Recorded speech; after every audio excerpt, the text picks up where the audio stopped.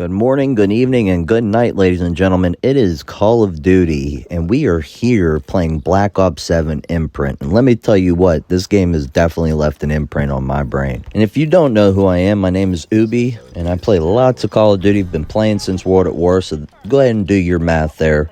But I want to get into the top 5 things that are wrong with this beta, and I don't understand how we've gotten to this point in the Call of Duty era of gaming, or just in any era of this so-called franchise anymore. Now, I understand that the game is going to be always developing new ways of movement, new ways of bringing people into the game, and just, it's never going to stay the same, and Call of Duty has never stayed the same. But this is the top 5 things that I feel personally that is wrong with this game. And if you enjoy this, make sure to hit the like and subscribe button. We go live on Twitch almost every single day, if not every other day. Sometimes we're not on there at all, but we're here and we're about it, man. All right, now look, you might get the misconception that I'm a Call of Duty hater. From everything that I'm saying here, it doesn't mean that I'm hating. It means that I've loved this franchise for so damn long, and when you see something change or be changed in a direction of certain aspects, like streamers, the top 1% of people that play this game, it's absolutely dumbfounding how Call of Duty has gotten to this point. Do you guys remember Vondahar? I do. And the 5th thing that I want to talk about here, we're going to go from 5 to 1. Number 5. Call of Duty is not listening to its community. It hasn't for a while, and we all know this. But I can honestly say the last time that it has listened to its community is Modern Warfare 3. They brought in changes, they brought in skins, they brought in different gun things for you to unlock. There was how many different things for the normal everyday person to achieve and play with. Until we all understand that things are never going to be the same, we always do have to have our standards low, especially when it comes to gaming anymore, because gaming to me feels as if it's become dry or nothing, that there's no creativity anymore, no simple aspects that are being brought forth into gaming anymore. Nothing can be simplified, nothing can be simplistic, everything has to be complicated. Now, I understand that Call of Duty is going, I've said this already, but I understand that Call of Duty is going to change, and there's nothing I can do about it. So I have to suck it up and try to adapt, which I have no problem doing. But if you would actually listen to your community, then it wouldn't be so hard to be able to adapt to something so different. The 4th thing that I have a problem with this beta already is the TTK. If this, I understand that it's a beta and they're probably going to up the health percentage, but guys, 4-shot kills, if you run into somebody that is standing next to their partner or the people that they play with, or even just randoms, 2 guys that are standing next to each other, you can't win a gunfight. It's impossible with skill-based matchmaking. The gameplay that you're seeing here is the very first game I got on Twitch. You can go back and watch it. This is the first game that I played. Dude, I had all the aim assists. I had smooth gameplay, no lag, clear sights. I could see actually everything. But we're back at this point again with skill-based matchmaking, and this is number 3. You have to get rid of skill-based matchmaking for a game to grow.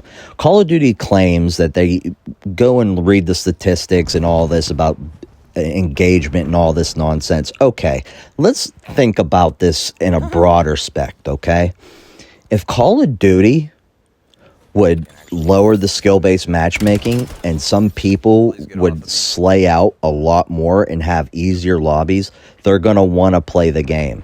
They're not going to want to have to stress and feel like they have to be on 400 milligrams of caffeine just to be able to sit down and play a game after getting off a 12-hour shift.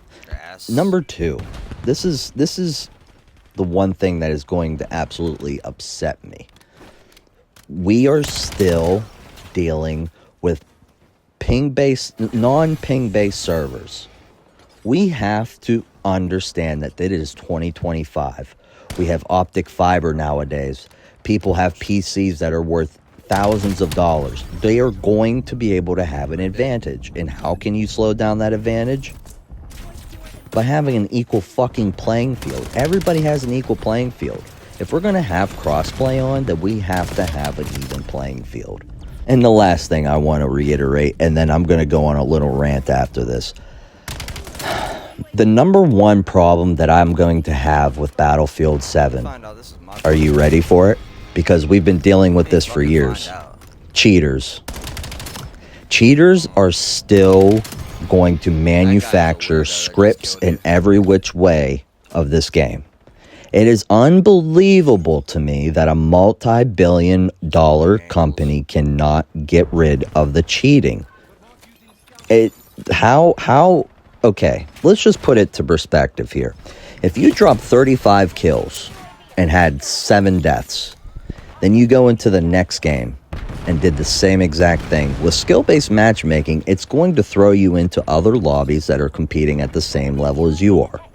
So you're going to tell me that cheaters and the normal everyday person have to play against each other.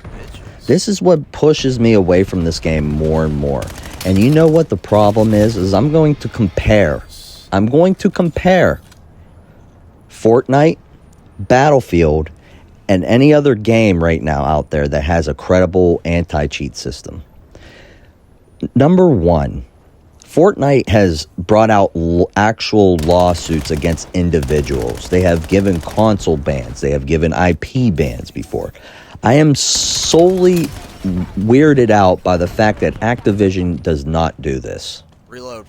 I have a feeling that either they're letting the cheats go on because, one, they don't have the people that are actually capable of stopping them, or two, they are just waiting until it becomes such a problem within the community that they have to address it in some sort of fashion by claiming that they're doing a lawsuit and cease and desist. So that this whole cheating stuff is telling me right offhand that there is no hope for this game. I am certain, I played about 7 to 10 games.